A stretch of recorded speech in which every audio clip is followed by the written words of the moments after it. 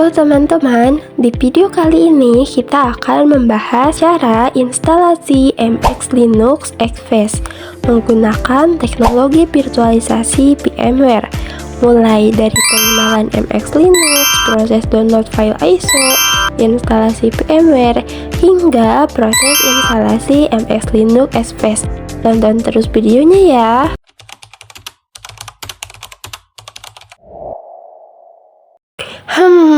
MX Linux. Apa sih MX Linux? MX Linux merupakan salah satu distribusi Linux berbasis Debian yang dikenal ringan dan stabil. Cocok banget buat kalian yang mempunyai laptop spek rendah. MX Linux sendiri tersedia dalam beberapa varian desktop environment seperti XFace, KDE, dan Fluxbox. XFace dikenal ringan dan simple, cocok untuk pemula dan penggunaan di virtual machine. Kemudian KDE, tampilannya lebih modern dan fiturnya lengkap, tapi butuh resource yang lebih besar. Sedangkan Fluxbox sangat ringan dan minimalis, namun lebih cocok untuk pengguna yang sudah terbiasa dengan Linux. Nah teman-teman, pada tutorial ini kita akan fokus menggunakan MX Linux XFace karena tampilannya sederhana dan user friendly. Jadi buat kalian yang baru pertama kali ingin mencoba Linux, MX Linux XFace ini sangat direkomendasikan. Ringan dan sangat cocok digunakan pada mesin virtual seperti VMware.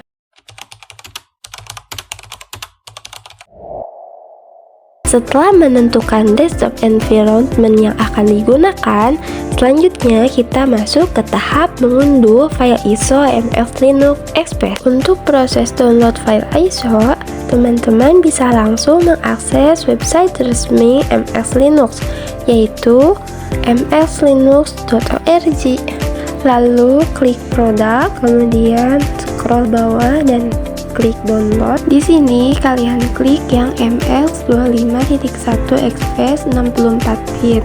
Kemudian tunggu sampai proses download file ISO selesai.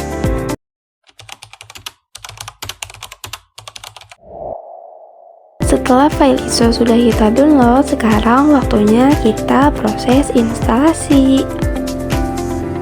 Kita buka mesin virtual kita, yaitu VMware. Setelah VMware terbuka, kita pilih Create a new virtual machine untuk membuat komputer virtual baru. Kemudian pilih Custom atau Advanced, yaitu mode pembuatan virtual machine dengan pengaturan yang lebih lengkap agar kita bisa menyesuaikan spesifikasi sesuai kebutuhan. Pada bagian hardware compatibility, biarkan pengaturan default karena ini menentukan versi perangkat virtual yang digunakan VMware. Selanjutnya, pilih installer this image file atau ISO. Lalu masukkan file ISO MX Linux XFace yang sudah kita download sebelumnya. ISO ini berfungsi sebagai media instalasi seperti DVD installer. Pada pilihan sistem operasi, pilih Linux dan versi Debian 1264 bit karena MX Linux berbasis Debian. Kemudian beri nama virtual machine dan tentukan lokasi penyimpanan file instalasi. Pada pengaturan prosesor, kita menentukan jumlah CPU virtual yang akan digunakan oleh sistem Linux. Di sini kita gunakan 2. Selanjutnya di sini kita mengatur memori atau RAM minimal 2 GB agar sistem dapat berjalan dengan lancar. Pada bagian network type, pilih bridge. Mode bridge memungkinkan virtual machine terhubung langsung ke jaringan yang sama dengan bagian I/O controller, dan disk type bisa dibiarkan default karena sudah optimal. Kemudian pilih Create a new virtual disk, artinya kita membuat hard disk virtual baru untuk sistem operasi. Atur kapasitas disk minimal 20 GB. Pada bagian penyimpanan disk, pilih Store Virtual Disk as Multiple Files, yaitu penyimpanan disk virtual yang dibagi menjadi beberapa file agar lebih mudah dipindahkan atau disalin. Ini untuk nama filenya kita biarkan saja default. Kemudian klik finish dan jalankan virtual machine untuk memulai instalasi MX Linux. klik power on untuk memulai proses instalasi. Setelah virtual machine dijalankan, akan muncul tampilan boot MX Linux. Pada tahap ini muncul pilihan Syspinit dan sistem. Syspinit adalah sistem bawaan MX Linux yang lebih ringan, sedangkan sistem merupakan sistem yang lebih modern dan umum digunakan. Untuk pemula disarankan memilih sistem lalu enter. Nah, ini adalah tampilan live mode dari MX Linux. Live mode adalah mode percobaan di mana kita bisa mencoba MX Linux terlebih dahulu tanpa menginstalnya ke sistem. Untuk memulai instalasi, kita klik icon installer.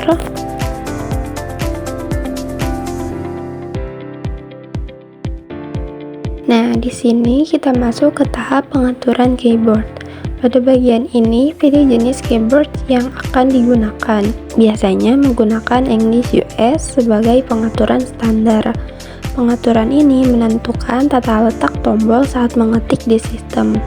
Setelah selesai, klik next untuk melanjutkan instalasi.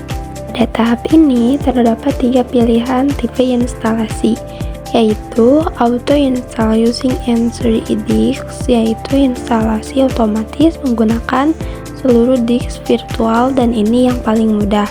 Kemudian Custom Install digunakan jika ingin mengatur partisi secara manual. Dan yang terakhir yaitu Clone Exiting Partition, digunakan untuk menyalin sistem dan repartisi yang sudah ada. Pada tutorial ini kita pilih Auto Install Using N3 Disks, lalu klik next, lalu start. Selanjutnya masuk ke tahap pengaturan instalasi. Pada bagian ini terdapat pilihan swap, yaitu ruang tambahan yang digunakan sistem sebagai cadangan RAM saat memori utama hampir penuh. Biasanya pengaturan swap ini bisa dibiarkan default karena sudah otomatis disesuaikan oleh sistem. Setelah itu klik next. Selanjutnya masuk ke tahap komputer name. Pada bagian ini kita diminta memberi nama komputer atau hostname. Nama ini digunakan sebagai identitas perangkat di dalam sistem maupun jaringan. Masukkan nama sesuai keinginan, kemudian masukkan nama domain bebas. Lalu terdapat bagian workgroup. Workgroup digunakan untuk pengelompokan komputer dalam satu jaringan lokal. Biasanya bisa dibiarkan default atau diisi workgroup. Setelah itu klik next untuk melanjutkan.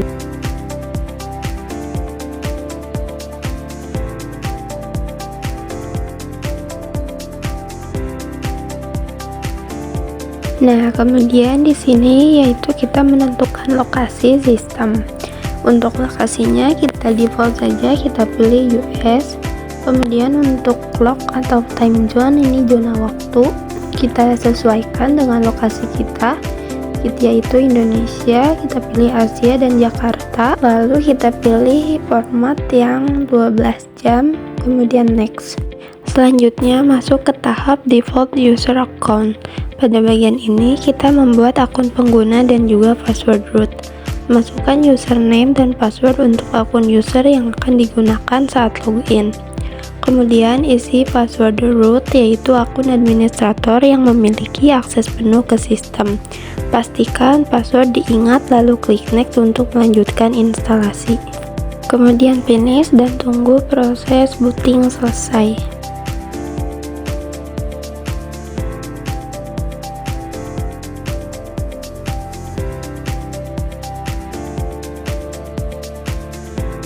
Dan tada, proses instalasi telah selesai. Kini kita masukkan akun user yang sudah kita buat tadi, kemudian klik login.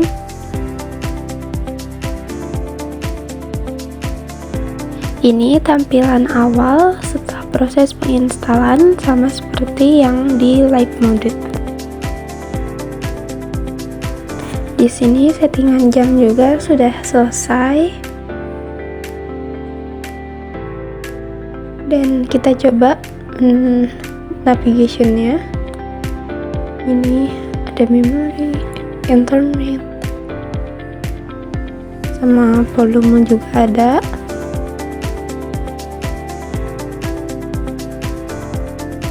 Nah, kita coba Firefox.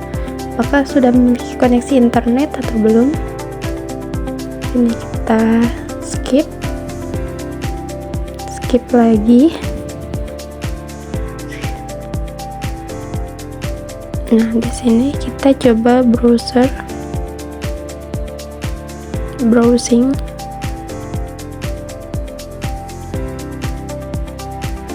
Nah, ternyata sudah mendapatkan koneksi internet.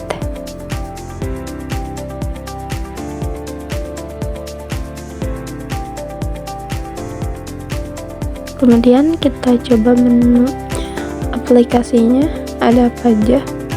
Kita coba buka terminal.